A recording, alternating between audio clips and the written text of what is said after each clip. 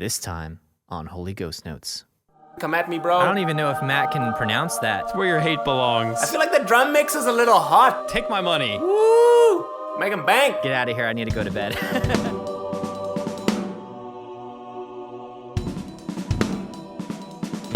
Hey, this is Tim Anderson and Matt Greiner, and this is, you betcha, the Holy Ghost Notes podcast.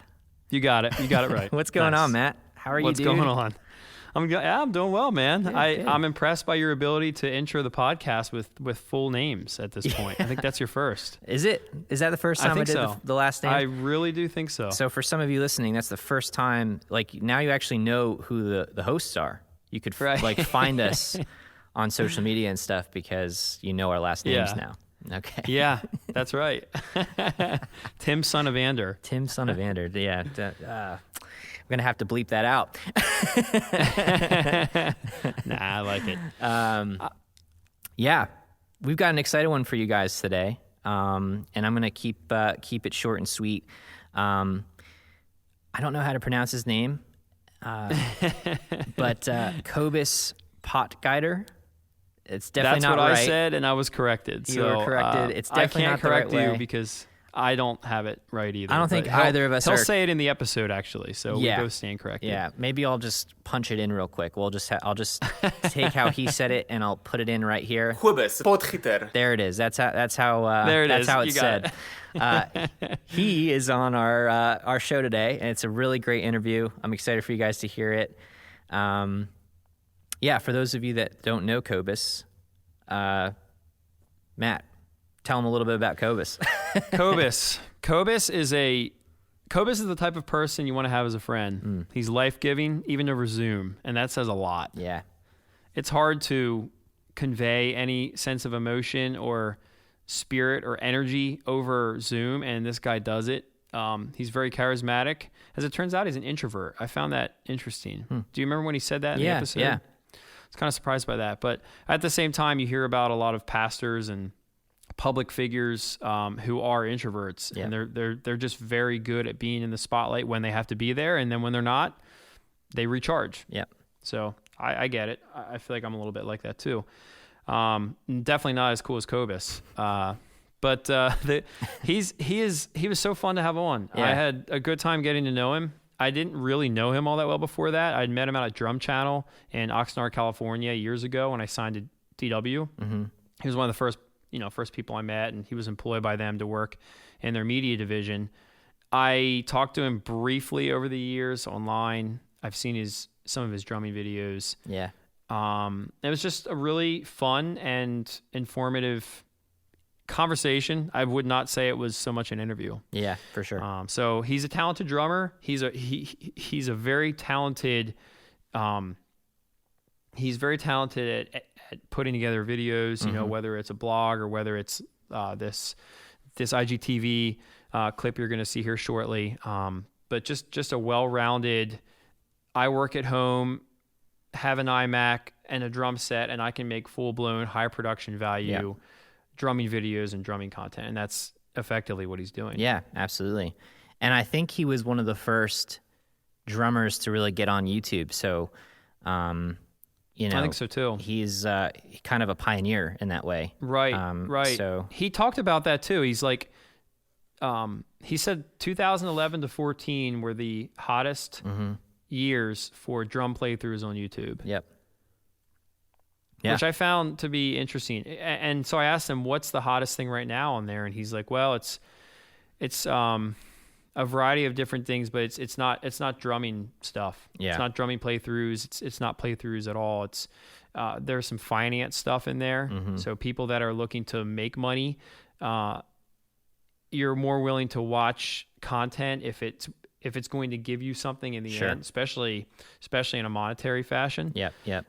So I get that. Yeah, it makes sense. Plus, there's so many resources now that have moved off of YouTube, like Drumeo. I mean, they still have YouTube channels, but the resources really, to learn are right, off of YouTube on a site somewhere. So, true. It's interesting. Subscription based. Yeah, Yeah. precisely. Like my site. Like your site. That's what I'm doing. Yeah. Actually. MattGrinderLessons.com. Go check it out, guys. Yeah. I'm hosting on Vimeo. I'm not even hosting on YouTube. Yeah, there you go. Yeah. So before we get into this interview, I just want to let you all know, I normally don't do this before the episode, but I'm going to do it this time. We have a Patreon, and you can check it out, patreon.com/HolyGhostNotes. And it's pretty neat. We've been building a community for, since the beginning of this year. We started in January, and we've got a wonderful group of individuals who I've come to call my friends. Gotten to know a lot of them very, very closely. And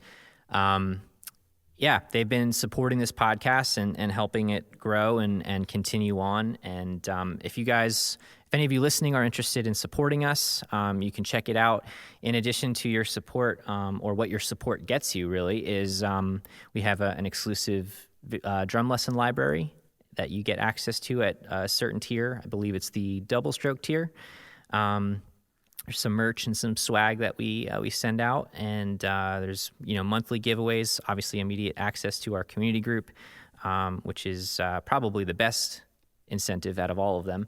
But and then at the triplet tier, you actually get immediate access to MattGrinderLessons.com, which we've talked about in previous podcasts. But that is there's a lot of value there as well. So check it out if you're interested. We would appreciate the support. And obviously we'd love for you guys to get something out of it as well. So check that out. Yeah, I think another X factor, if I can just tie into that, is so each month we give a certain percentage of proceeds to someone in need, and this month it actually happens to be someone in our inner circle. Right. So I think it depends on what kind of person you are and what you see as value, but for a lot of people, I think that's a valuable part of the just the structure of how we are trying to raise money as a podcast, and that we value helping those that are a part of this and not a part of this, just seeing need and trying to help out, however we can. So yeah, for sure. It goes beyond what we have to say on here, and we don't make money on this, but whatever we do have coming in, we try to be good stewards of it. That's right. Yeah. Okay, so not too long ago, I was getting ready for bed. I think I was laying in bed, and I was looking at Kobus's IGTV. He had just posted a video. Typically, when these things pop up, I watch the first, 2 to 3 minutes, maybe. Well, this is 10 minutes long, and I watched the entire thing twice. It's fantastic. It really is. It's so good. So we decided it was so good that we would share it with you for two reasons. One, Tim and I talked about the fact that Kobus doesn't talk about himself a whole lot in this as it pertains to what his year's been like, who he is, what he does. So this is going to give you context as to who he is. Who are you listening to? Who are you taking advice from? It will give him some credibility, I think, in your mind, and it'll also help you understand who he is. But then second of all, it's just a lot of fun. It's incredible to see what someone's been able to do with a tough situation. So here it is. Enjoy. Yeah. Holy crap, it's been a while. So guys, it's been a minute since we've spoken. 2020. You're probably wondering where I've been over the past 8 months, why no new uploads. And I'd love to tell you, but it's been quite a story. So I thought I would condense this as much as possible to make it as short as possible. You ready? In the beginning of 2020, I started planning a full online drumming course. This course would eventually become the biggest and most thorough educational package I've ever worked on, covering pretty much every single pivotal lesson I've ever learned on the drums. So naturally, I got pretty stoked about it. So in January, while casually working on this course in the background from anywhere between 20 hours a week to 1 billion hours a week, I also attended NAMM, met up with some old friends. Look at this guy shaking hands, looking all friendly. Had pizza, played some drums.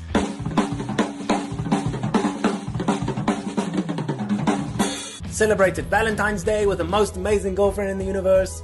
Went to Palm Springs with the most amazing girlfriend in the universe. Had a lovely date night in downtown LA with the most amazing girlfriend in the universe. You get it. Played yet some more drums. went to an American Idol party where I may or may not have stolen a very easily recognizable and totally incriminating pillow, played drums again,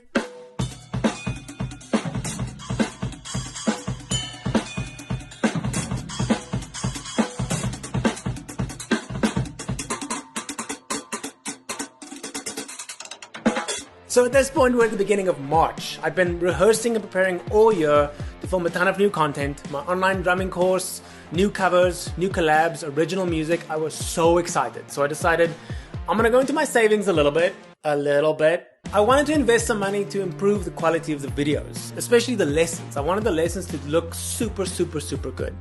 I didn't want to have a table on a table on a table. As you can see, I've got a table, and a table on a table, and a table on a table on a table, and a speaker on a table on a table on a table. Don't knock it, because it'll topple over, I'm guaranteeing you. So I got a new camera, new lenses. Holy crap, lenses are expensive. I got a motorized slider, some new LED lights, new studio cables, the most insane new Earthworks mics. I got an external monitor for my camera, so that I can look at myself while I'm talking to myself. It's really convenient. I also got a teleprompter so that I would stay on topic and not rant about cheese in the middle of a lesson. And to top all of this off, I had this idea to rent a house or a property, a beautiful location where I could film all of this content. Because I wanted it to look special. I wanted it to look good. So I went super deep into my savings and rented a house in Joshua Tree for the shoot. We're talking about the end of March. You can probably see where this is going, right? I knew there was some kind of virus going around, but I felt pretty far away, and I felt pretty safe. This is America. I live in America. America is usually pretty good at dealing with things, So at this point, being pretty hopeful, everything's gonna be fine. I was busy preparing my drums for the shoot. I went back to the trusty, good old 7-piece configuration. Yeet! And I added all of my old cymbals back to the setup. Double yeet! I packed my drums, mics, cameras, lights, PC, monitors, preamps, packed my entire studio into my car. I packed some clothes too. And I made my way out to Joshua Tree to set up in this house that I rented for the shoot that I'd been preparing for months. You guys, I was really excited. I was super excited. I listened to like 2 Angels on Airwaves albums on the way to the house. I just got so stoked. So I get to the house, I start offloading all my gear into the lounge, and my girlfriend Tiffany, the most amazing girlfriend in the universe, you remember, she drove out all the way to Joshua Tree to help me. So we offload all my gear. I set up my drums in the living room, set up my interface, monitors, recording gear. I did a freaking ton of tests to make sure that the lighting and the framing was good. Recording, move your head for shadows. Drumming, okay? Drums, huh? How do I play it? The question you might have. Better? Much better. Great. My name's Cobus Potgieter. And then finally, I started recording the lessons. So after about 3 super long days of recording lessons for 6 to 8 hours each day, I was about halfway through all the course content. And I get this text from the owner of the house. And he says, "Bad news, mate. He's British." He told me that the governor of California had just issued the stay-at-home order and that they have to cancel my stay because they have to come back home and I have to go back to my apartment, effectively ending the project. And that was super rough. So then I have 12 hours to break everything down again, pack everything up again, get my gear broken down into as many small pieces as possible so I could once again pack up my entire studio into my car. And thank goodness I had the most amazing girlfriend in the universe there to help me. So at this point, I was pretty sure that it was over. I lost so much money on the house rental. I lost so much time preparing and practicing for the content that I didn't get to shoot. Oh yeah, and the whole world was quickly slipping into a worldwide pandemic. Man, you really can't make this stuff up. As I'm telling the story, I feel like I'm lying. A pandemic? Worldwide pandemic? Really? Why are you lying? But then, my girlfriend mentioned that her brother in Utah had just sold his house and that the house will be empty for about a week between them moving out and the new owners moving in. And so she asked him if maybe I could drive up to Utah to set up my studio at his house. Remember, my whole studio was still packed up into my 2009 Nissan Altima, which at this point was looking a lot like a lowrider. This is so ridiculous. With the ultimate goal being to re-record all the lessons so I could finish my online drumming course. And so that's what we did. We drove up to Utah, we turned Tiffany's brother's basement into a studio, stuck some fake wallpaper against the wall to make it look less like an empty basement. I mean, the wallpaper was real. It was a real wallpaper of fake wood. I feel like that was a bit confusing, so I just wanted to clear that up. I set up my cameras, lights, monitors, and for the next week, I'd record for about 8 hours a day to finish the course, which I did. All 50-ish lessons of it. More info soon. I'm really excited about it. So now we're in April, and what have I been doing since then? I'm gonna pass out if I keep doing this bit. I'm so lightheaded. Since finishing filming back in April, I've actually been staying in Utah for the past few months. Just me and the Mormons, you know? And I've been editing the lessons for my up-and-coming online drumming course, gone on some hikes, built a puzzle, edited some more lessons, been missing my family back in South Africa like crazy, kept staring at my dumb face on screen as I edited what felt like a billion lessons. Ooh, it gets old, you guys. Quick. I got really into VR gaming. I did some live lessons and streams with patrons. Drove back to Los Angeles to move out of my apartment and my studio. Yeah, that wasn't super fun. All the while, my hair was growing so long that I slowly started turning into, what's his name? Steve, that dude from Stranger Things? I feel like there's a little bit of a resemblance going on. So now, here we are in August. And you guys are probably wondering why I've been so quiet on social media and why haven't I uploaded a drum cover video. The simple, brutal honesty is that I lost so much income due to COVID-19 that I had to give up my studio, had to move out of my studio, and I had to move out of my apartment, which sucked. So what now? Well, I haven't played the drums at all in 4 months, which is actually the longest that I've not played drums since I started playing drums when I was 16. I miss playing the drums so much, and I miss making videos for you guys so much. So to be honest, that's kind of the point of this whole video. The only way that I can get back to making videos is if I can afford to rent a studio again. So I'm just gonna promote the absolute poop out of my Patreon page for the next few weeks, because that's really the only way that I can get back to renting a studio and back to making videos for you guys. Now, promoting the poop out of something sounds maybe a little bit more intense than I intended. I maybe should have worded it a little bit differently. I'm not going to give you a super hard sell or trying to convince you of anything, and I promise I won't use the word poop again. But all I want to say is that if at any point in the past 14 years of me uploading videos, if you've ever felt some sense of inspiration or entertainment, then please just check out my Patreon page and watch the intro video. It's the top link in the description. I've been uploading 2 to 4 videos every single month for the past 3 years to Patreon. So even if you join at the lowest tier, which is $5 a month, you'll still get immediate access to about 100 videos worth of lessons, exclusive lessons that nobody else has access to, drum covers that never got published, drums only videos, interviews, Q&As, just a ton of content. I've been working super hard over the past few years to make my Patreon page worth the money, and the community there is awesome. I crunched the numbers, I budgeted as well as a drummer can budget, and I figured out that I have to be between 250 and 300 patrons to be able to get back to renting a studio without going into debt. I don't want this video to bum you out even more. That's why I've kind of tried to make it as ridiculous and as silly and as lighthearted as possible up until this point. But there's no real way to make this part silly and ridiculous. This whole pandemic has kind of forced me to reevaluate why I make videos in the first time, which is to have fun.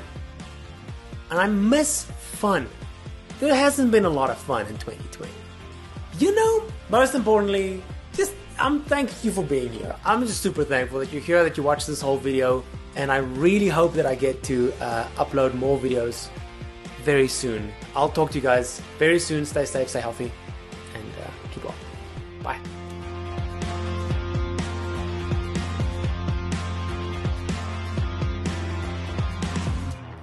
What's going on? This is the Holy Ghost Notes, and you are listening to Cobus Potgieter. Do I have that right? It's not even close. It's like I tried that. Dude, that was for the blooper reel. Oh, seriously, dude. I've been living in the States for 10 years. My standards for name pronunciation is super low, so you're fine. I got your last name right. Your first name I pronounced incorrectly, right? First name is Kobus. If you think about like Quidditch. Yeah. Oh, so Quebec, I actually did mispronounce your first name. Gotcha. A little bit. Touche. Okay. Touche. What about your last name? How'd I do? Oh man, last name is Potgieter. So Oh yeah, I was don't right worry about on. it. I don't even know if Matt can pronounce that. I can't even say that word. How do you spell Dude, that? I think, my girlfriend of 2.5 years, she struggles to pronounce it. So like, no pressure. Oh no. Oh my. Well, yeah. Well, apparently, and I can say this pretty easily because we just hung out on the drummer hangout last night. We just watched a 10-minute video that you did for IGTV. If you haven't watched it, you need to watch it. And I think we're actually going to play it on this episode before or after. Sweet. It's so entertaining. But according to that video you made, she is the world's most amazing girlfriend. Best girlfriend. Trademark, yeah, dude, she's phenomenal. She's seriously, like, it's difficult to be the girlfriend of a drummer, you know? Like, you have to, like, sometimes help lug you around and be supportive, and she's absolutely phenomenal, man. Especially in this, like, crazy year. She's been wonderful. Yeah. That was, like, probably one of the highlights of that video was you just reiterating over and over and over again. There she is, carrying drums. And there she is, carrying drums out. There she is, sound checking my drums. Absolutely. There she is, calling her brother and getting me a place to record. I'm so thankful. Yeah, she's awesome. That's great, awesome. man. That's great. Well, thank you so much for joining us. Now, by the time this episode comes out, which will be on the 25th of September, this will have been in the past, but we just hung out last night on my drummer hangout. We had about 20 drum students on there. That was had a good so time. much fun. So much fun. You have such a rad community. Like, I thought about that last night. I was like, I didn't know how badly I needed to just hang out with like good drummers and just have a conversation. That was so much fun, man. It was fun, and I got a lot of feedback about you. A couple people signed up for your drum lessons, and we got like 4 or 5 people signed up. I think 5 people signed up for my Patreon page. Yeah, nice. That's more people than I've gotten to sign up for my website in the last 2 months. So, I mean, that's 25% of the class, and I was included in the class. So, geez, I mean, it's incredible. It's unreal, your video is incredible. I mean, the way that you sold it, I'd like to talk about that a little bit in this episode, but just there's something to be said about your personality and just how lighthearted you are. You can tell that happens when you play drums too. There's no like stopping Kobus. I'm going to say Kobus. Is that okay? Absolutely. Okay, 100%. I'm going 100%. with Kobus. So there's no stopping Kobus and then starting drummer Kobus. It's like you see what you get. You get what you see. It's just a lot of fun. And I think the drumming community needs that. So to start off, this is something, probably the only question that I really have slated in stone. Why do you think there is a need for fun in the drumming world, the drumming community? 16-year-old, John Smith sitting in his parents' basement playing drums. Why is that the most important part of 2020 drumming, trying to get better? Just speak to that a little bit, because you do a good job of portraying that, whether or not you realize it. And I think that's why people gravitate towards you. And there's 400 people signed up for your services already for your drum site. It's wild. Yeah, that's such a great question. I think like fun is a form of purpose. Like fun is a really good why, like why we do stuff. And I think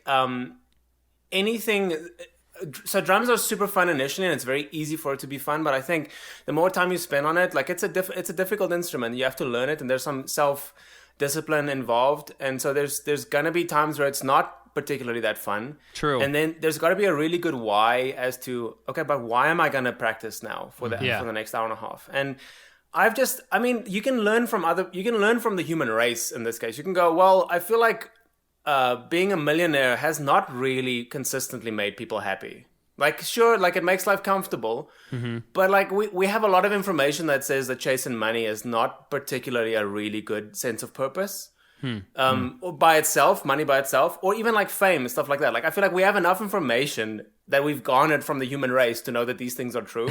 And I've just found that just fun, just like the silliness and almost like the meaninglessness and the frivolousness and the absurdity of fun is for me such a good motivator to do something. And it's for the same reason that I'm having this conversation with you guys, is because like this is enjoyable. Like apart from whatever fruit it yields, like this in itself is just an enjoyable experience. And I feel like the older I get, the more I chase those things that might not inherently like make them, they might not be part of some big grand strategy, you know, but they're just fun. And I feel like it's the older I get, the more important that becomes, and the more difficult it becomes to like keep it fun, keep it simple, strip away all the junk that I think about and all the complicatedness of it all. But I think if you're pursuing drums, like it's not difficult to have fun on the drum set. We use all four limbs. Like I feel like it's like the most visceral instrument to play. I think it's the coolest instrument. Come at me, bro.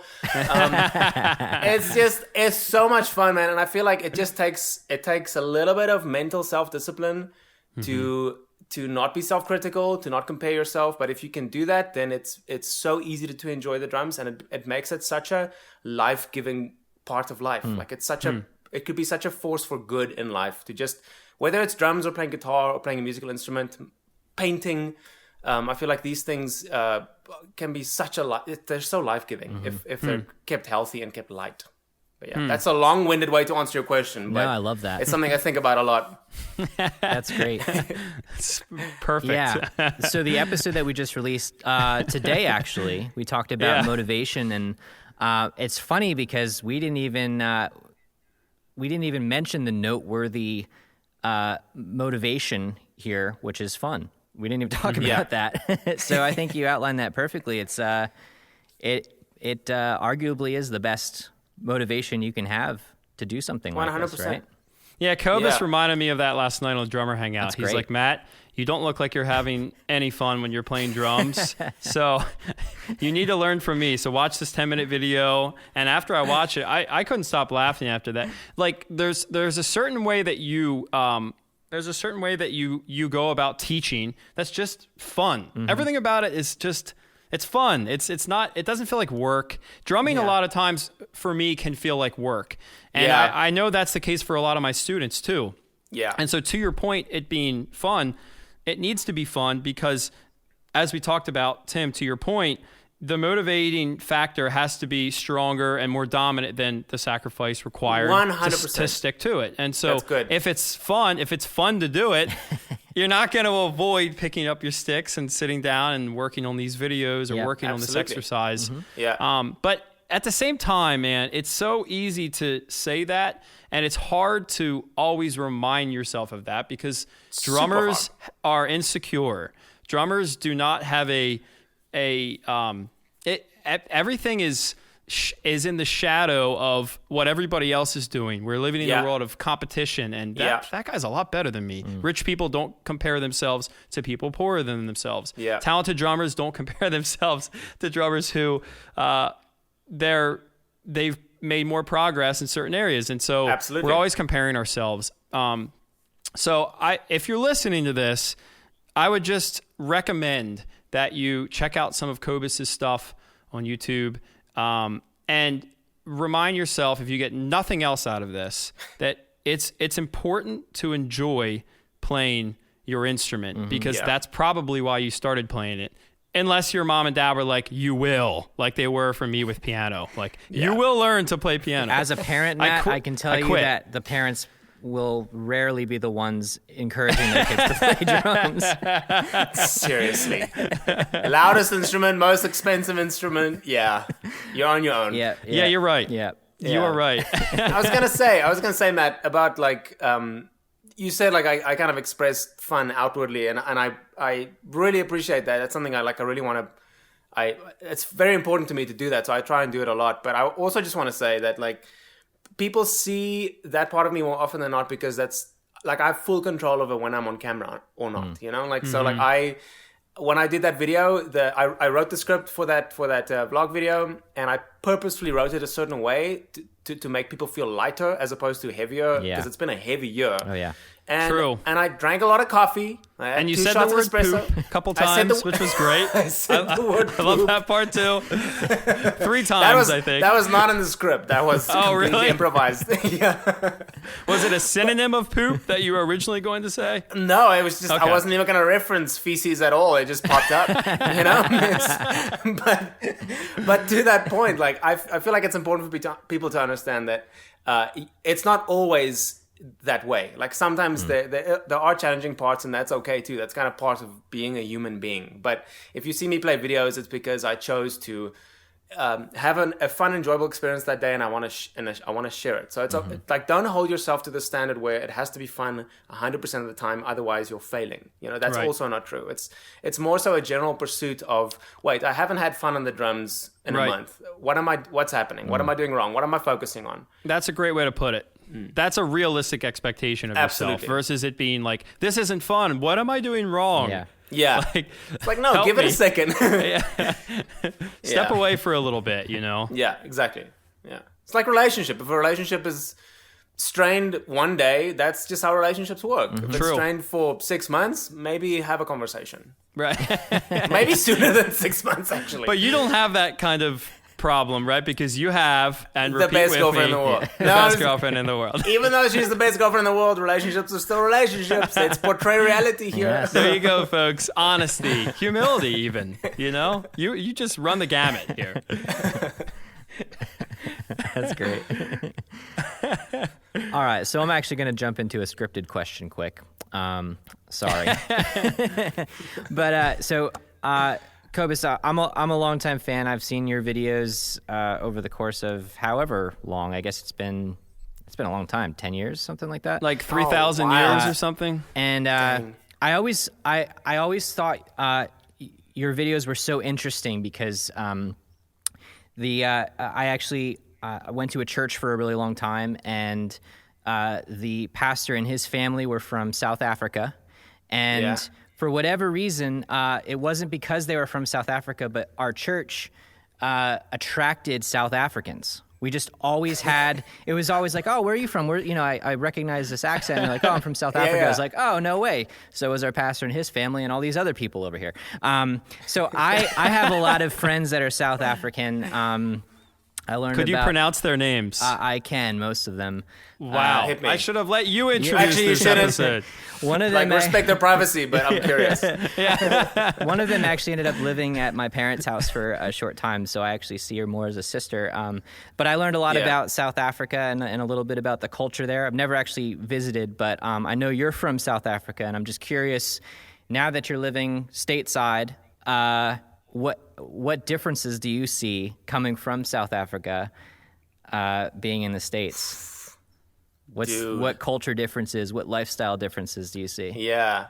Oh, there's like, now I'm like thinking like, how do I approach this question? Because there's so many things. I mean, we're not easily offended. It's okay. Okay. No, I was so obviously born and raised in South Africa. So until I was 20, I think I was 25. No, I was 24 when I came to the States the first time, 2011.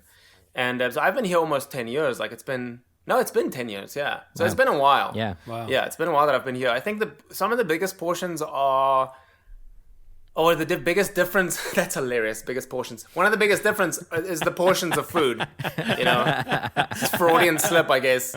I think one of the biggest differences is how good people have it in the States and how a prosperous nation, how that affects like the zeitgeist or like the I mean that's a loaded word, but like the vibe of the nation, the spirit of the nation, what people focus on, what they're bothered by, what they're not bothered by.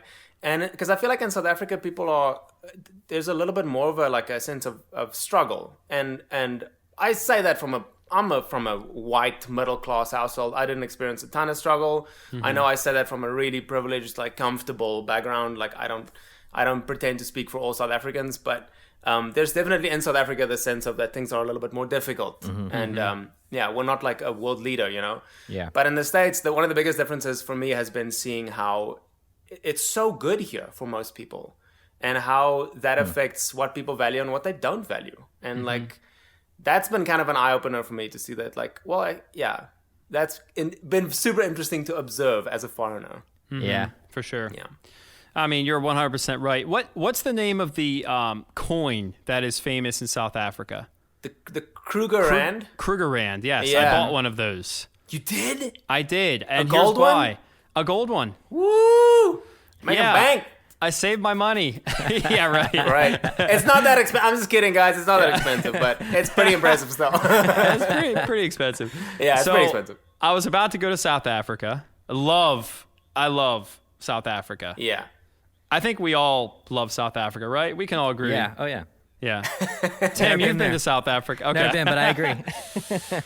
Man, Cape Town, and we just had a great time there as a band. But anyway, I was about to leave. My dad's like, Matt, you're going to South Africa, right? I was like, yeah. He's like, you need to look for a Kruger Rand. I said, what is that? So I Googled it, did some research, called my dad up before I left. I said, why are you recommending that I look for this thing? He's like, well, I bought one and I gave it to your mom when I proposed. It was either when he proposed or when they got married. It was one or the other. It was a significant, exchange that he gave her. Yeah. And it meant a lot to him. And I think he still has it or she still has it, one or the other.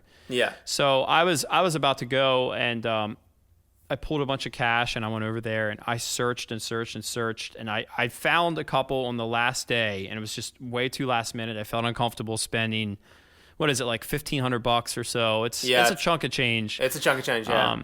But I got to see it, and I got to, experience South Africa, see the Kruger Rand, came back, and I actually bought one here in Lancaster, Pennsylvania. Funny enough, after I came back from South Africa, I wanted to buy one there. I was literally about to miss the bus to the airport. Yeah. Like I was with the guy ready to buy it. He's like, do you want it? The pressure cooker was on. And I just felt uncomfortable. I'm like, I feel like I'm getting ripped off. Like I need time. I have to process things before I can commit to it. Yeah. Like I can't just be like, all right, here's 15, take my money and give me this thing that might be whatever, So I came home and I'm like, I missed my chance. I'm going to buy one here. So I searched around Lancaster and I found one. I walked in and the guy's like, so why are you buying a Kruger Rand? And I was like, well, actually, I was just in South Africa. And he's like, why didn't you buy one there? And I had to explain this whole story again. I ended up buying it. I have it in my safe. It's one of the only things that I have in my safe that if my house burns down, it's like, this is something I need. This is really, really cool. And it's, from what I understand, the Kruger Rand is exclusive to South Africa. Oh, yeah. Yeah, it's named after one of our most prolific politicians, kind of one of the founders of South Africa in a way. He minted these coins. There's actually I think there's I might be wrong, but I think there's a what's it called? It's like a theory that might be true, or a legend, urban legend. There we go. Oh, urban legend. Yeah. Okay. English second language. Give me a second. Urban legend that there's like a bunch of these Kruger Rand coins buried somewhere, like a treasure buried somewhere that he had, his personal stash that nobody's ever found. That's kind of still speculated. Jeez, that makes it even cooler. Yeah. I just had the best time there. I can't imagine a lot of people that are listening to this have been to South Africa. Yeah. But if you get the chance, look up pictures online of just maybe search for just search South Africa and just look and see it's an amazing place that I didn't know much about. Yeah. I was fortunate to spend 4 or 5 days there. We played 2 or 3 shows. We played this outdoor festival up on top of a mountain sort of out in the middle of nowhere. Is that Opi-Kopi? Yes. Yeah, that's a great festival. Super popular. It was really fun. I remember standing around a campfire with Yellow Wolf. Actually, was there. Oh, have you heard of him? I have. I was with Yellow Wolf in South Africa. Lineup. And he's like, where are you from? I was like, probably pretty close to where you're from. And we talked for an hour about how here we are so far away from home in the middle of nowhere. That festival's out there. Yeah, it is. Yeah, we're pretty similar, He has Travis Barker playing drums for him from time to time. And he does. kind of does he doesn't scream, but he gets intense. He gets times. Intense. Yeah. Dude, did you guys you go to Cape Town? You saw Cape Town? Oh yeah. Did you go on any like safaris or like to any private reserves? Yes, we did. We stayed at a resort, at a reserve, whatever you might call it, and we had this amazing buffet. We went on the safari and saw giraffes and rad. Yeah, man, what a cool place. If you get the chance to go there, you're listening to this, go to South Africa. It is so cool. I feel like it's kind of a hidden gem. I don't hear a lot about it here in Pennsylvania. Yeah, no, it's South Africa is tricky because like we have, I mean, I'm kind of trying to be like careful here with trying to stay relatively politically correct, but when the word Africa is usually not associated with prosperity, you know, and like a great travel destination. Right. We kind of have the Africa in the name of the country, so we're not doing the branding thing. We're being a little abrasive there, but I feel like South Africa is this weird, surprising combination of kind of first world development and with like an African cost of living, basically. Like when I took my girlfriend, I was like, this is like first class, spectacular European, best of African food you've ever had in your entire life at African prices. And it's same for like resorts and places to stay. Like it's so cheap, but especially the dollar goes so far there. But it's this like it's still very much Africa. It's like very much Africa, and it's a weird combination of the two. Yeah. So you were born in South Africa, right? Oh yeah. Yeah. Okay, so you were in South Africa. The first time I met you, we talked about this last night a little bit on the drummer hangout, but I walked into the drum channel building at DW Factory, which I believe is in Oxnard, California. Yeah, it's in Oxnard. Is that right? Okay, so I walk in, I meet you. I admittedly hadn't really, I didn't know who you were at the time. You were introduced to me. We got to talking a little bit, and and there was this rumor that there was something in the back room that maybe I should go see. I kind of heard about it beforehand, and then the whole idea was just shut down. I was like, okay, that's weird. Like, what's back there that I'm not supposed to go see that has been kind of hyped up for a couple hours here? Yeah. So I walked out, I asked somebody, and the legend was that somebody's drum set was back there and they were rehearsing, right? Yeah. So who was back there rehearsing in that room? Well, if that this I was was not able to see their kit.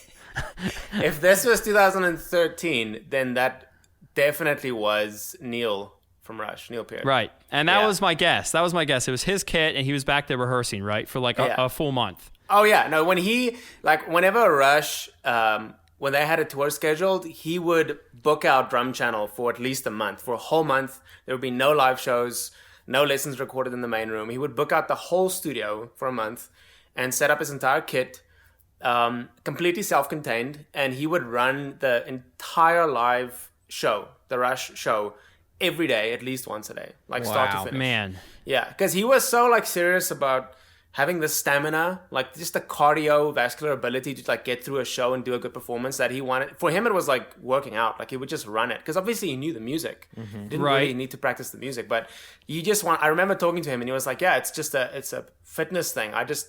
I'm a little bit older, and when I run the show, I just get show fit again, you know." And True. I guess at that level, it wouldn't be about making sure you know the songs. It would be about making sure you can get through the songs. 100%. Because they wrote these songs when they were, think about how much younger they were, and now you're playing it as a much older man, and the notes don't change. It's still really hard. The BPMs but the body changes. Yeah, the body changes. Yeah. No, man. There's so many stories about. We spoke about it briefly last night, but when Neil passed away, I couldn't even post about it because I was like, I don't even know, I don't even want to share this really, because I remember when I hang out with him in the kitchen once, I was like, and we had a few conversations because he'd be around Drum Channel and I'd be making coffee and he'd come by and we'd have a quick conversation. And I remember asking him at the end when he was wrapping up, I was like, Neil, would you mind if I get a photo?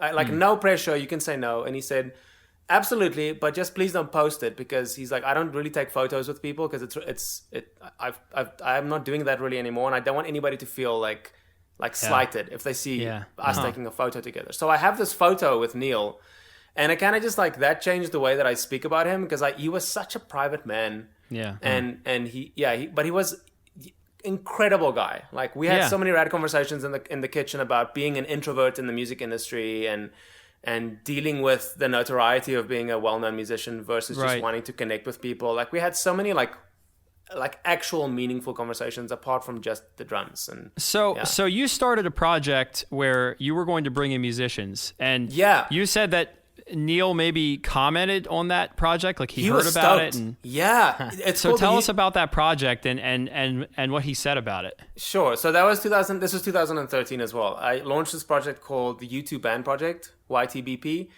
And basically what it meant was I was going to crowdfund this project, this initiative. I'm going to use YouTube to audition musicians in the States. It was potentially going to be international, but it was just the States. And then fly them to LA and record there at Oxnard and at Drum Channel Studios for that is a month. Incredible. And like write and record a full-length album in a month, start to finish, shoot a documentary about the whole thing. So this was the idea.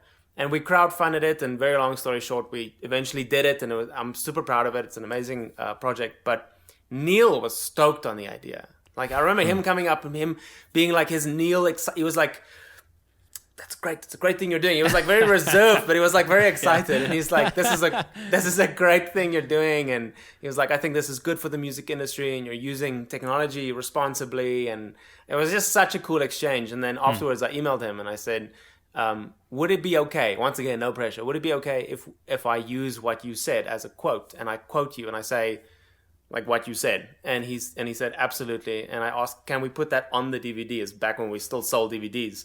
And he said, absolutely, you can put the quote on the DVD. And so I think it says like Kobus I can't remember what it was. Kobus is like pursuing a new way to make it in music or something.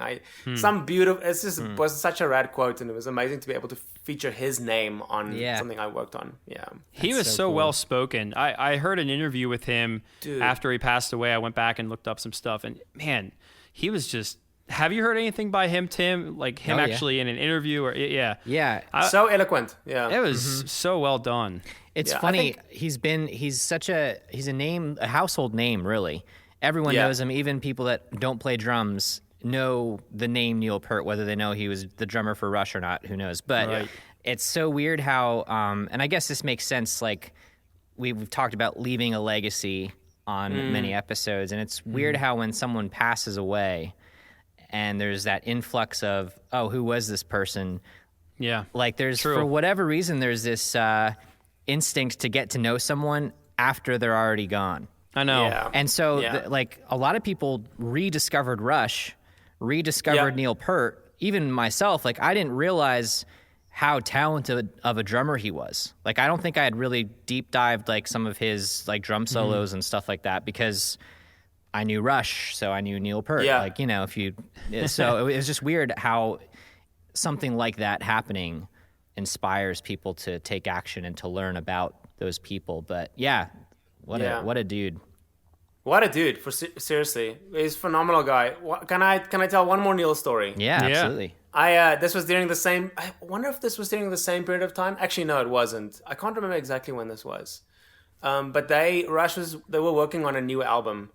And admittedly, to my detriment, I've never been a huge Rush fan. Like I never got into the stuff a ton for whatever reason. I think it's just like I never gave it a shot. Yeah. And so Neil is by Drum Channel, and I think he was kind of just like rehearsing as well. But I don't know if it was for a tour. But he goes. So this was after the workday is kind of finished. Everybody's gone home. Right. Don is still at the studio. I'm still at the studio. So Don Lombardi, owner of DW Drums, he's at the studio. I'm at the studio. And Neil is there, and I think there was one other person, maybe an audio engineer or something. And I was always staying late because I was practicing in the back room. And Neil goes, so I have a idea. I just got the first mixes of this new Rush album. Would you guys want to go into the control room and like I need to give my notes, and we can just listen to the album, and then I can kind of make my notes, but we can all kind of give feedback together. And I remember thinking, holy crap, this is like insane. I'm about to listen to this like unreleased Rush album, and I'm not even like fanboying because I don't really know Rush that well. Like this is kind of wasted on me a little bit. And then I remember him going, well, let's go in, and we listen to it. And right before we go in, he pulls out this bottle of whiskey, and he's like, would you like some whiskey? And I will never not regret saying no. Like, I said no because at that point I didn't really drink whiskey yet. Like now I love a nice like smoky single malt. Like I love whiskey now. It's so tasty. It's one of my favorite things. But back then I just like didn't at all. Like I thought it tasted like wet dog. So I was like, no, I'm okay, Neil. I'm fine. Yeah. And I'm so bummed I didn't say yes because I could have had whiskey with Neil while listening to an unreleased Rush album. But it's still a crazy story. We listened to the whole thing, start to finish. Really? He made notes. Yeah. It's phenomenal. Like, did you give any feedback to it? Like, were you just like, I don't know about this part. Maybe you should... Yeah. Did you I feel like the drum mix is a little hot, Neil. I feel like... Neil, you missed that one note there. I don't know. This needs to be beat detected. All of it. This is absolutely, yeah. Did somebody edit this? Because it's kind of sloppy. No, dude, it was phenomenal. It was so rad. It was crisp, clean. Yeah, it's a phenomenal mix. Yeah. Wow. Rad experience.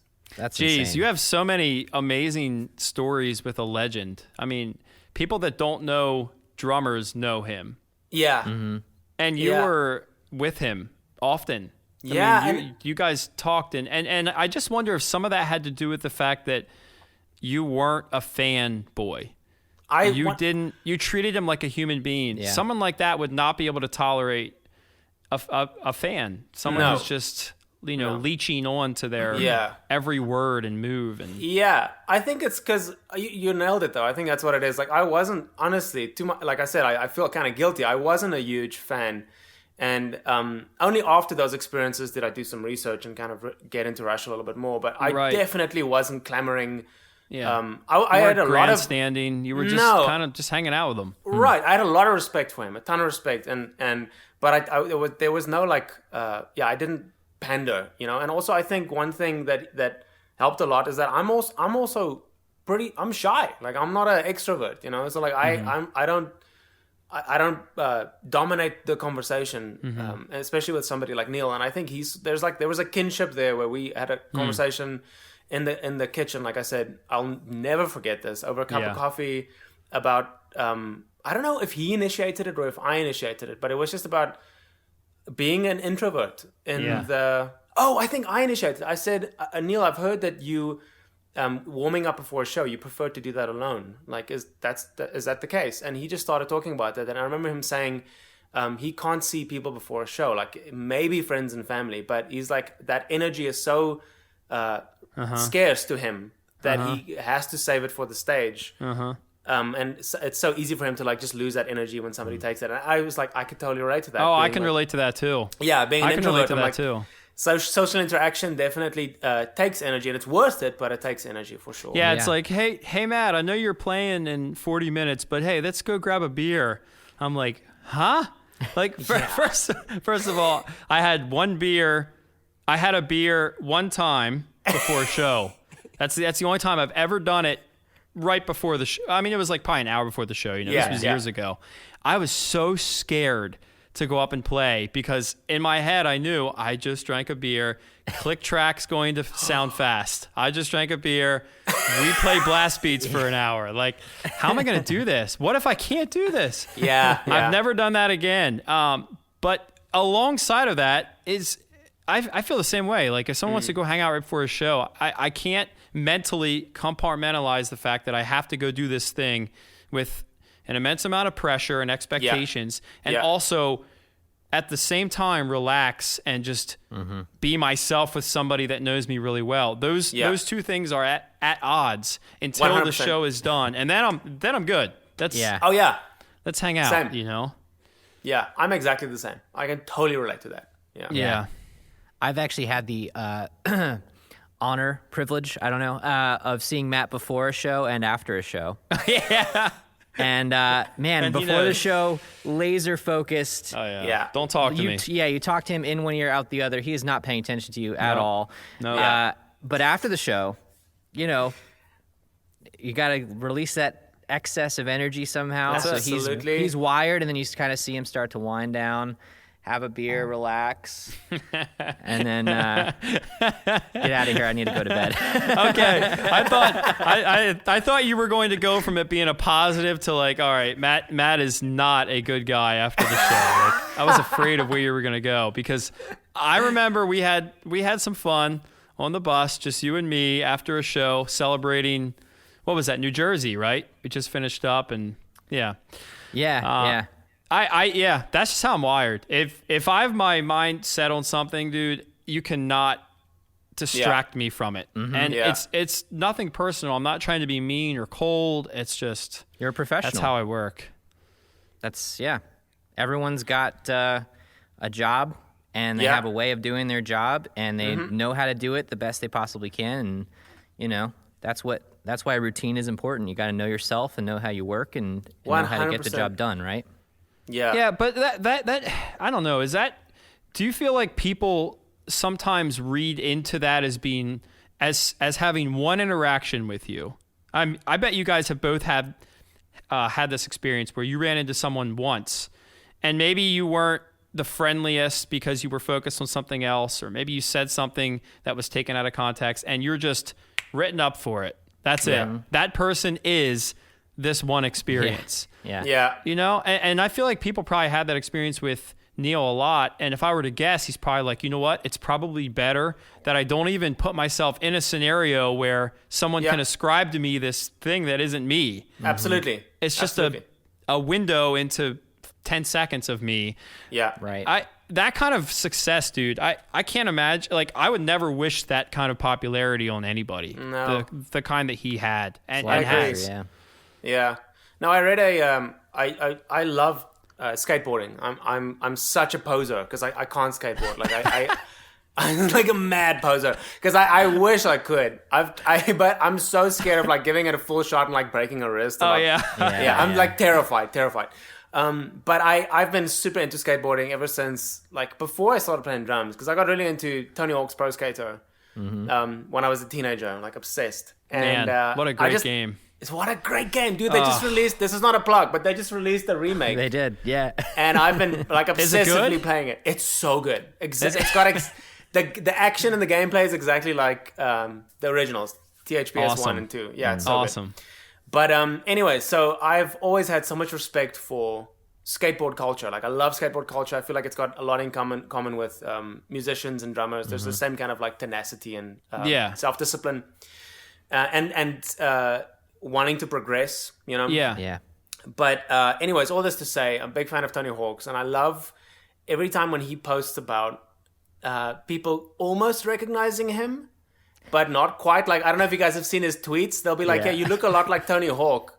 and he'll be like, oh, do I? And I'm like, yeah, he's awesome. And he'll be like, thanks. And they'll be like very confused. Yeah. But really? he has these, dude, you should check out his Twitter page. It's hilarious. But somebody made a comment on that where they said, that's kind of the goal, is to be like well-known in your niche. But kind of well-known enough to like be able to do your thing, and you're well-known and respected in your niche, but not really worldwide famous. Right. And True. that's one of my favorite things about this strange career that I've fallen into, that I'm so thankful for, is that I'm relatively well known amongst a small group of people, and I love that group of people. They're my people. But I don't get stopped on the street, or like I'm not like a full on YouTube famous or online famous. You know, I'm not like a meme. True. I just have my crew and my group, and I think that's like that's the sweet spot. Yeah, it's sweet. I love it. Yeah, I never want to be more famous or famous. Yeah. That's enough for me. Well, the good news is that this podcast is not huge, so it's not going to launch you into that upper echelon, right, Tim? Great. That's right. Tim's pretty famous, though. Yeah, definitely because of this podcast. No, but that's an interesting segue actually into something I wanted to ask you about, because so you've obviously seen some success as a drummer, as an entertainer, and I'm just curious, what are a couple of factors that you would attribute that success to? Oh man, you guys prepared some really good questions. Those scripted questions, man. Have you seen Kobus's hair? I mean, we were talking about it earlier. It's not Luke Collins status, but it's... Matt, I am just jealous of hair, period. Doesn't matter whose hair. That's so good. Dude, that's brilliant. Tim, you have hair. It's you just can't see it. It's invisible. It's gone. That's funny. Man, that's such a good question. I don't even know where to start with that. I think it's tricky for me to answer that question because I feel like the stock answer is if you work hard and you're consistent, it's great. That's because it's the true answer. But it's true. It's true. But it's also it leaves out luck, man, and and things that we don't have control over. Like I think the older I get, the more I'm like. I think it's impossible to experience any level of success, regardless of how you define success, without consistency and the ability to push through difficult circumstances, which I would define as hard work. Like that's for me as hard work. Mm-hmm. Those things, like I don't think success is possible without that. But also, you could do those things and still not achieve some of your goals. I think it's very important to leave the door open for that possibility that sometimes you're just lucky and sometimes you're unlucky. And this is a bigger conversation in terms of like worldview and whether luck or bad luck even exists and providence and fate and free will. Like, I don't know if we should go into that, but I feel like one part... Maybe we should. Dude, that's my jam. We could get a little single malt smoky whiskey and we gun it. There you go. I was going to say, I think Zoom, can you provide that service, please? Oh my gosh, that sounds phenomenal. We should do that one day, like around a little campfire, maybe in South Africa. I'm down for that. There you go. That would be a delight. That would be awesome. But I think like when people look at my story and they go, okay, what did you do? Then I think it's so important for me to acknowledge the fact that I was in the right place at the right time. Like I had just gotten into video production. I'd played drums for a significant amount of time. I enjoyed recording myself. So I was able to produce these videos at a time when online video was created. Mm-hmm. And so it's right place, right time. And there's a large amount of like I said, whatever you want to call it. Let's say luck associated with it. Something that I didn't have control over. And it's important to acknowledge that too. I feel uncomfortable ascribing any level of success that I've achieved just to the fact that I worked really hard, you know? I think it's not difficult to see that I work super hard. Like if you watch the videos and you know anything about video production or mixing or drumming, people can see the hours that's been put into the videos. Like I don't doubt that for a second. But what people don't see is the things that I don't have control over that just happened and that I'm super thankful for. I think one thing that if I were to answer, because this is a very vague answer, I'm sorry, but okay. one practical thing I would say is that my dad always taught me to just to be a good steward. Like if something is given to you, you don't have control over whether the gift is given to you or not, but you have complete control over how you steward it, like how you utilize it. And I love the idea of a video hitting 1,000 views and going, okay, well, I have a little bit of an audience now. How can I steward this audience?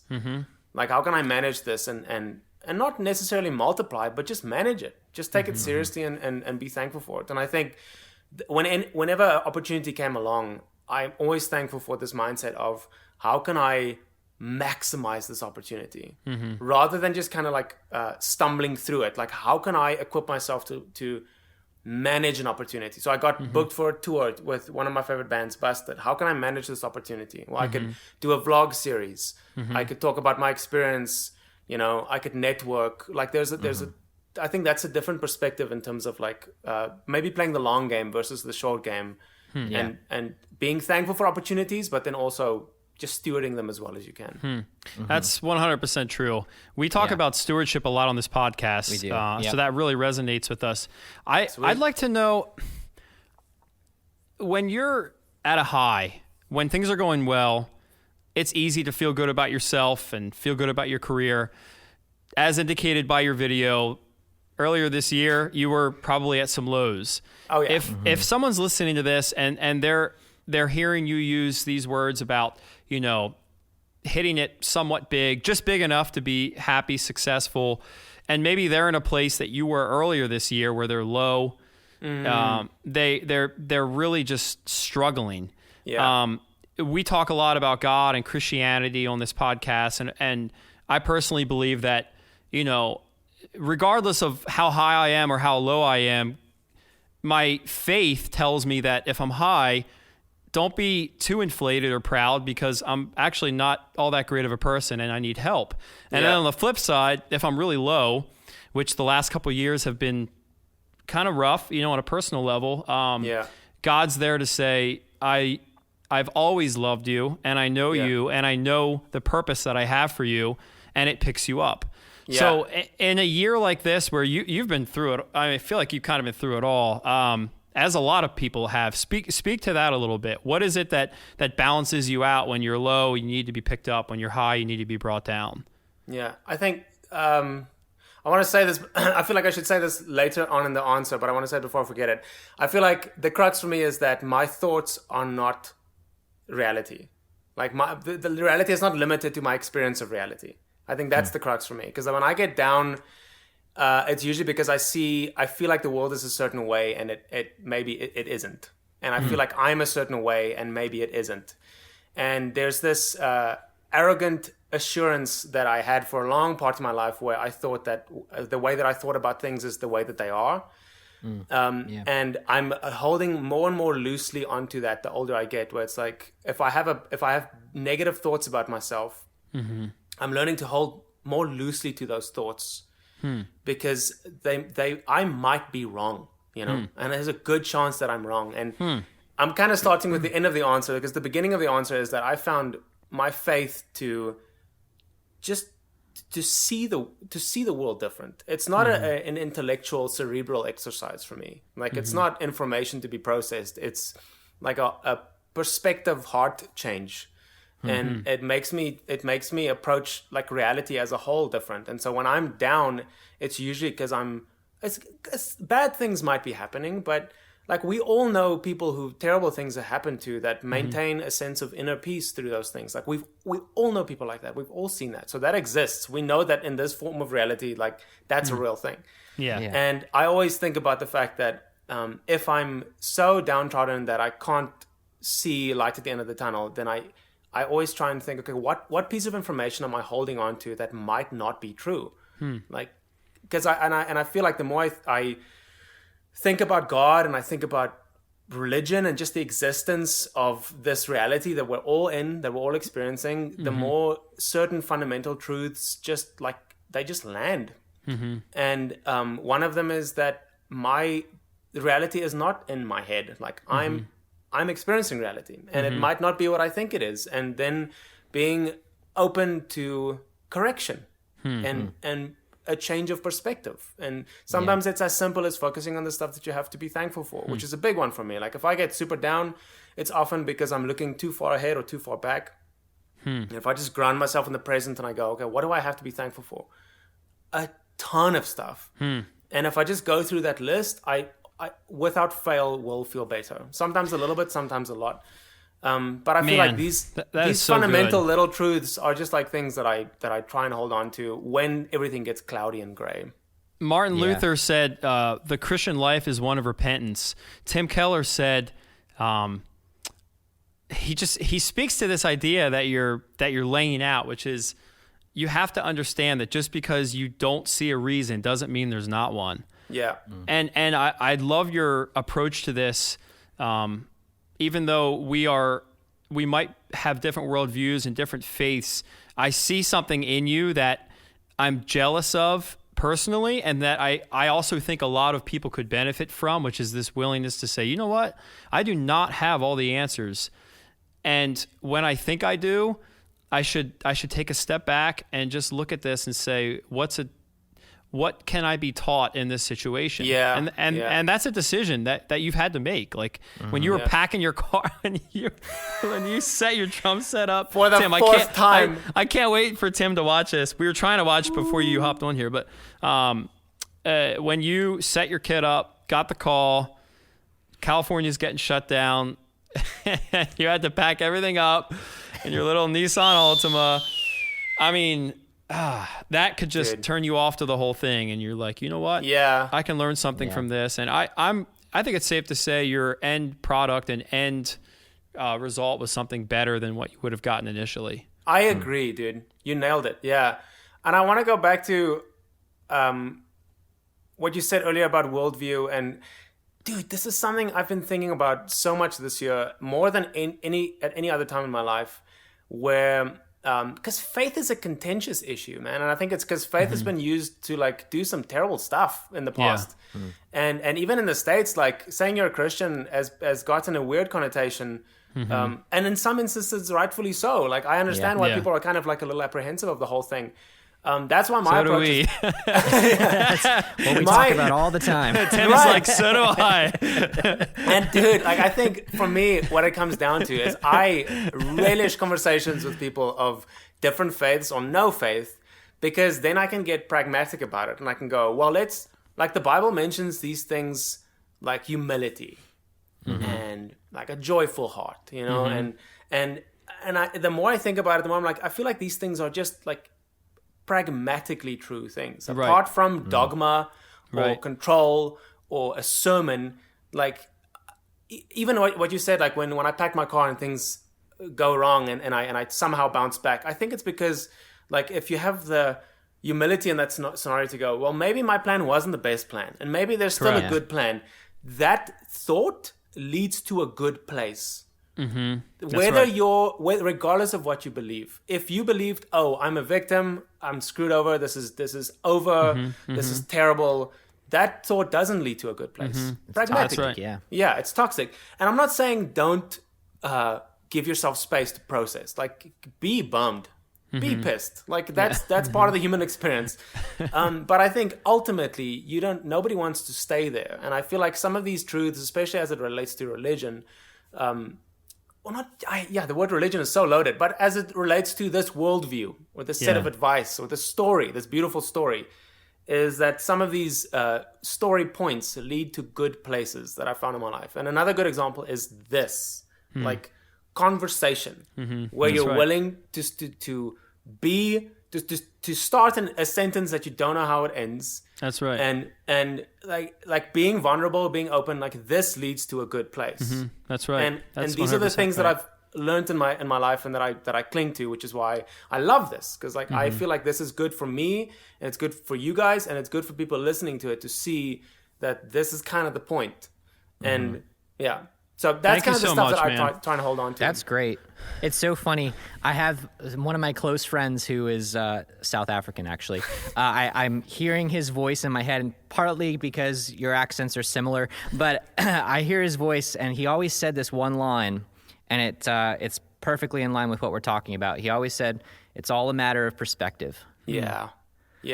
Really? If we can, that's literally the line that he would drill into my mind. It's all a matter of perspective. He'd always say it. Yeah. And it's crazy if you can really understand what that means. It's life-changing. Absolutely. It is. Yeah, it is. And you nail it though. It's like if you can really understand what that means, because the older I get, the more that idea, the deeper it sinks into my understanding of reality. Like I feel like there's kind of a surface understanding of it where you go, yeah, I feel like perspective is important. Like it affects the way we see things. But when life gets hard and you understand, okay, wait, if I focus on thankfulness, like it dramatically affects my human experience enormously. Yeah, 100%. And then that thought just kind of like, it sinks a little bit deeper, the older I get at least. Yeah. That's amazing. Thank you so much for coming on here. I know we got to wrap up, but Tim has a question from, we have a Patreon, and we have supporers, not as many as you do. Not as many as you do there, Kobus. Oh, shoot.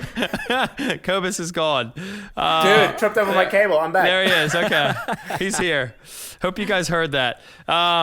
So we have an inner circle, and Ryan McGuire has a question. So Tim, why don't you take this, and then we can wrap up. So Ryan McGuire wants to know if you would ever consider doing a drum cover outdoors in the mountains again.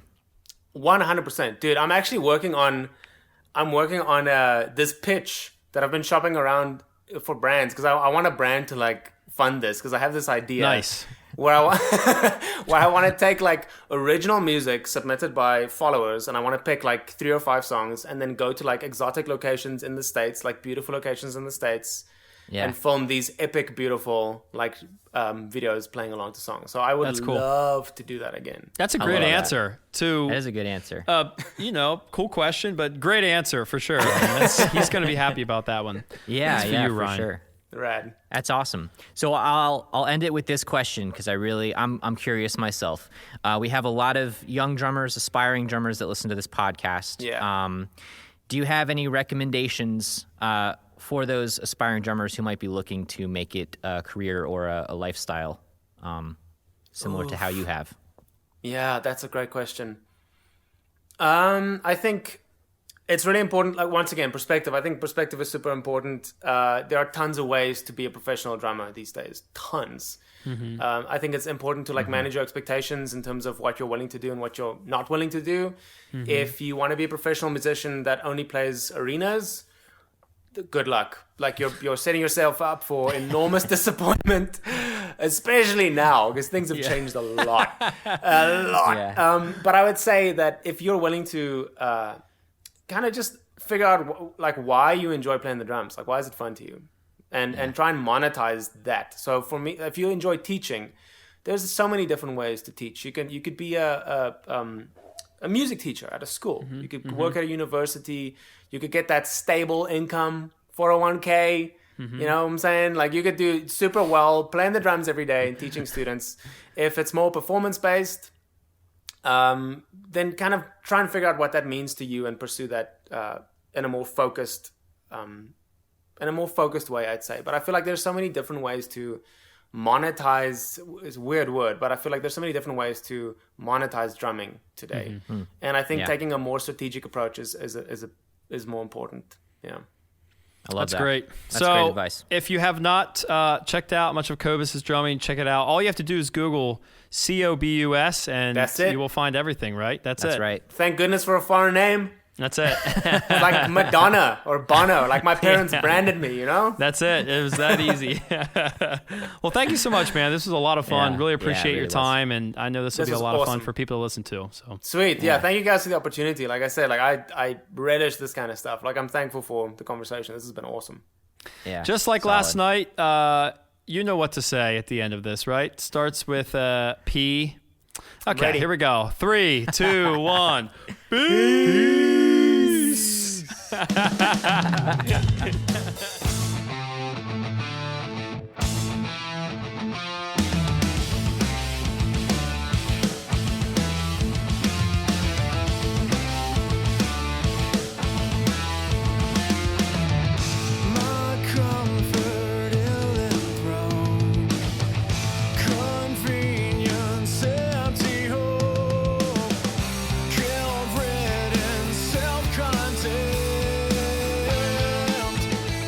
Killing it right now. Killing it. Okay, so hope you guys enjoyed that episode. Kobus is someone that we both have great admiration for, especially after getting to talk to him. He's the real deal. For sure. He talks a little bit about what he's been up to. You saw it in the IGTV. If you have any desire to learn drums and you have a little bit of money to throw around, sign up for what he has going on. It's awesome. That's right. Yep. And it's not hard to find. As we said, Cobus. You could YouTube it, you could Google it, you could Instagram it. Yeah, that's incredible. He's gonna be the first one to come up. So check him out. He's awesome. He is. So I guess we'll just hop into our final thoughts. I have one quick shout out to a new Inner Circle member. So shout out to Daniel Meyer. Thank you for your support, Daniel. dude. Thank you very much. Welcome to the Inner Circle. We appreciate you. Absolutely. Other than that, if you guys have any comments, thoughts, questions, concerns, hate, you can keep the hate. Send it over to Matt and Tim at theholyghost. Send the hate to Matt at the Holy Ghost. Yeah, send the hate to Matt. It doesn't exist, at the Holy Ghost but send it there. It doesn't actually go anywhere, but you can send it there. It's where your hate belongs. Yeah. Write it up, get it all out, send it nowhere. That's the way. That's the way to do it. I'm pretty sure we just gave some really good advice, actually. Well, that was pretty nice. You know, if you've got some built up resentment, some hate, some negative things to say, you should type it out. Put it in an email address that doesn't exist, just delete and it. Just send it away. Send it nowhere. Yeah, there you go. Just send it. You're still gonna send it. Yeah, that's our God topic for today, right there. That's it. But yeah, you can reach out to us, Matt and Tim at theholyghostnotes.com, if you have anything to say. We love hearing from you. And please leave us a review if you think about it. It does a lot. That's right. It really helps our podcast. So if you can take a minute or two and you have something to say, go to Apple Podcasts and just give us whatever amount of stars you think we're worth, and write a little bit about us. Yeah. And thank you to everyone who's done so far. It's been really encouraging, actually. I've been reading through the comments, and it's not something I normally like to do, but it really has been encouraging to me. So thank you guys. For sure. And if you're on Instagram, the IG, use the hashtag Holy Ghost Notes on your drum videos, because we do a groove of the week every single week. And you guys have been killing it. So, yeah, I think that's about it. Thank you guys for listening. And, we actually already recorded our next episode. So I'm not going to tell you anything about it, but we're excited for you to hear it. Absolutely. So, yeah. Good stuff. You know what time it is. Come on, man. Peace.